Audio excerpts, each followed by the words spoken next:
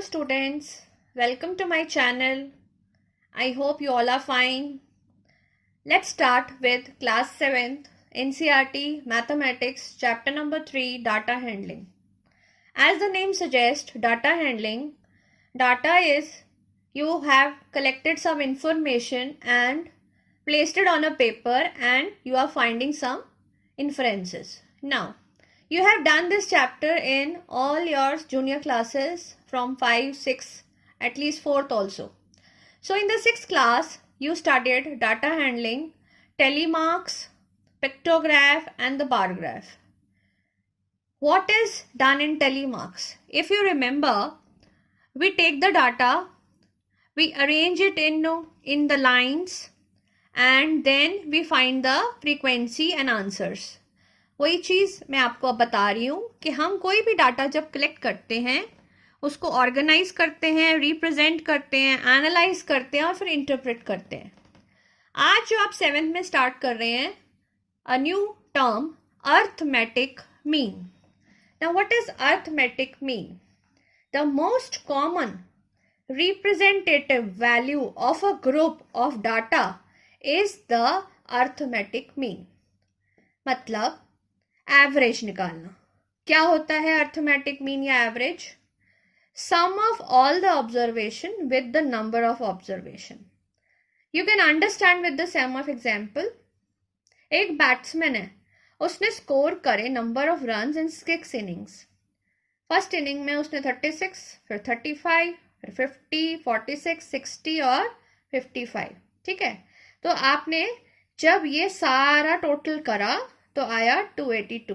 कितने उसने इनिंग्स खेले थे? 6. डिवाइड बाय 6, तो योर मीन इज 47.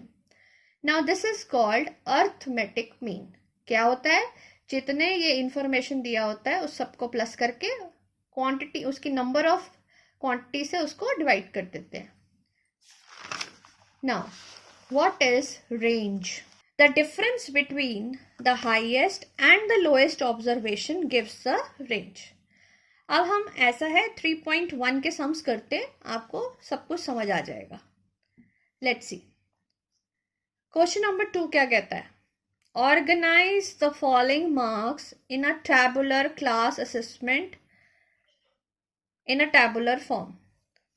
ये मार्क्स आए बच्चों के, ये सारे दिए हुए आपके बुक में, देख सकते हो आप अगर हो तो. अब ये मार्क्स किसी के 4 आए, किसी के 7 आए. At its given which number is the highest, which number is the lowest, what is the range and what is the arithmetic mean. लेकिन जब कहाँ लिखा होता है ना टैबुलर फॉर्म में करना, इसका मतलब होता है इसके टेली मार्क्स बनाना. अगर आपको याद नहीं है तो लेट्स डू इट. मैं बोलती जाऊंगी, आप देखते जाइए. हमारे जो मार्क्स हैं वो हैं 1 to 9 तक. तो फर्स्ट नंबर हमारा है 4, तो मैं 4 के आगे एक 1 डालती हूँ. नेक्स्ट हमारा नंबर है 6, तो मैं 6 के आगे 1 डालती हूँ. फिर 7, फिर 5, फिर 3, फिर 5, फिर 4, फिर 5, फिर 2, फिर 5, फिर 1, 9, 6, 5, 8, 4, 6 and 7. This is the tally marks. अब इसके सामने इसका नंबर लिख लेंगे जो कि इसकी फ्रीक्वेंसी होती है. यानी कि 1 मार्क कितनी बार है? 1 बार. 2 1 बार. 3 1 बार. 4 मार्क्स कितनी बार है? 3 टाइम्स. 5 मार्क्स कितनी बार है? 5 टाइम्स. 6 3, 7 2, 8 1 and 9 also 1. नाउ इसमें हाईएस्ट मार्क्स कितने हैं? कौन सा वाला है? यस, 9. लोएस्ट मार्क्स कौन से हैं? 1. तो रेंज के लिए हमें क्या करना है? 9 minus 1 that is equal to 8. Now arithmetic mean क्या होता है?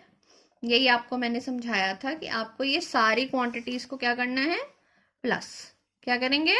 प्लस। यस, कैसे करेंगे? चाहे तो इसको आपने जो अगर इसको आपने असेंडिंग ऑर्डर में नहीं लगाया है तो बेटर है कि लगा लें, ठीक है। यस, अर्थमेटिक मीन निकालने के लिए आप क्या करेंगे, इन सारी वैल्यूज को प्लस करेंगे, चाहे पहले असेंडिंग ऑर्डर में लगा लीजिए, चाहे आप यहाँ से देख के कर लीजिए।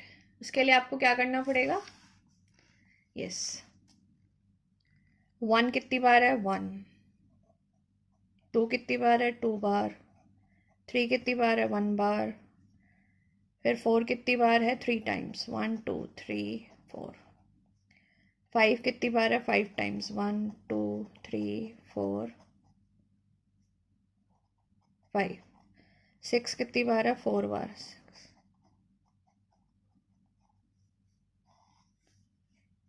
7 2 टाइम्स, 8 1 बार, 9 1 बार। और जब आप इनका टोटल करेंगे आएगा 20। 3 4 5 6 7 और 5 12 और 4 16 17 18 19 20। ना इन सबको जब हम प्लस करेंगे, I will not waste my time, इन सबको आंसर्स करते प्लस करेंगे तो आंसर आता है 100। 100 बाई 20, योर आंसर इज 5। यानी कि अर्थमेटिक मीन आपका क्या आएगा? 5। Now let's do question number 3। Find the mean of first 5 whole numbers. आपको याद होगा आपके होल नंबर्स क्या होते हैं? कौन से होते हैं? 0 1 2 3 4। हो गए 5। यस, ये 5 आपके होल नंबर्स हो गए। अब इनको क्या करना है? मीन निकालना है इनका। तो 0 plus 1 plus 2 plus 3 plus 4 divided by 5 कितना आएगा? 3 3 6 4 10। 10 by 5, your answer is 2। Clear? ऐसे आपकी एक्सरसाइज 3.1 के और सम्स भी हैं, आप कर सकते हैं। चलिए, अब मैंने 6 सम लिया है। अब इसमें क्या दिया हुआ है? The marks out of 100 obtained by a group of students in a science test: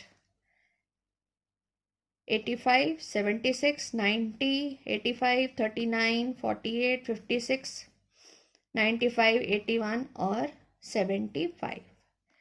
अब इसमें highest and lowest marks obtained बताने हैं। अब आप इसमें से देख लीजिए लोएस्ट कितने हैं। हमारे लोएस्ट मार्क्स हैं 39 और हमारे हाईएस्ट मार्क्स कितने हैं? यस, यहाँ पे देख लीजिए कितने हैं। सबसे ज़्यादा कौन से लग रहे हैं आपको? 95। तो रेंज क्या होगी?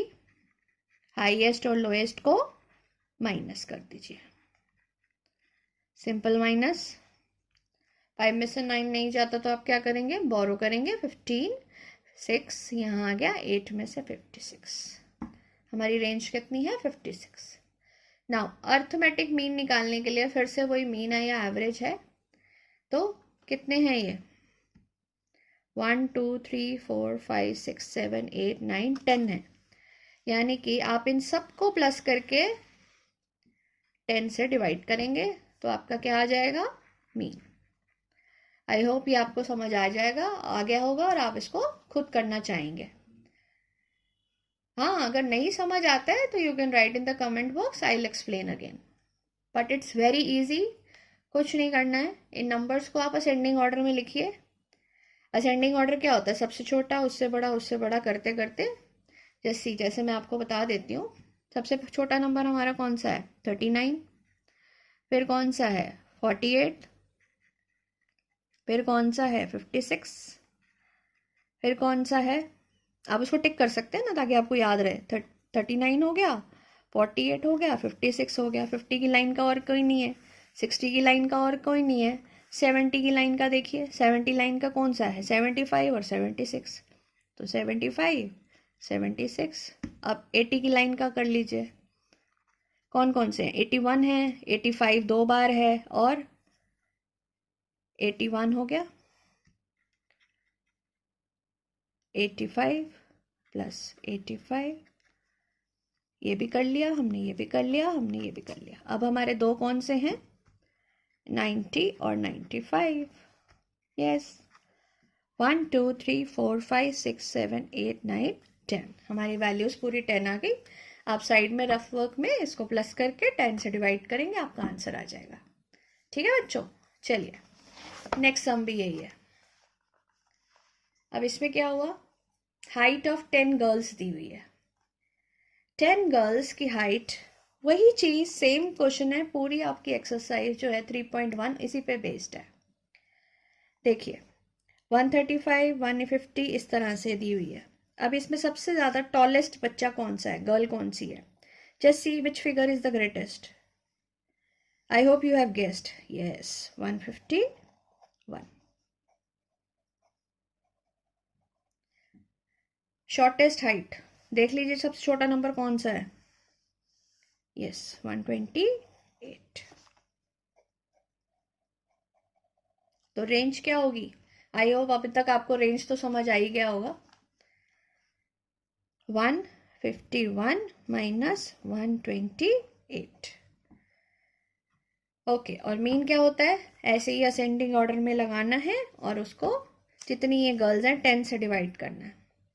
अब ये एक नेक्स्ट क्वेश्चन उन्होंने और पूछा, how many girls have height more than the mean height. जो आपकी मीन हाइट निकलेगी ना, वो जो हाइट निकलेगी उससे जो ज्यादा के नंबर्स हैं इस लाइन में आपने ढूंढने हैं और वो नंबर यहाँ लिखना है।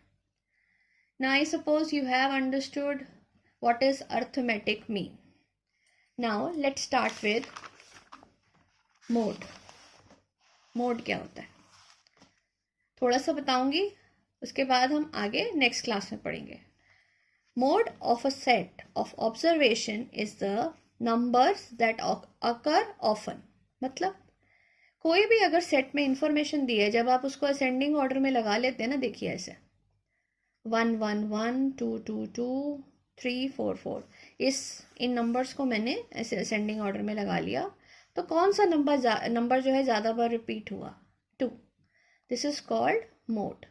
ऐसे ही मीडियन होती है। मीडियन होता है जिसमें कि सेंट्रल वैल्यू निकालते हैं, उसको हम नेक्स्ट टाइम करेंगे। बट मैं ये चाहती हूँ कि आप 3.1 को अच्छे से करके उसको प्रैक्टिस करें, और फिर अगर आपकी कोई क्वेरी हो तो मेरे से बात करें। हम नेक्स्ट वीडियो में मोड और मीडियन पर बेस्ड एक्सरसाइज करेंगे, और उससे नेक्स्ट वीडियो में हम डबल पैराग्राफ सीखेंगे। थैंक यू बच्चों, please like and subscribe my channel.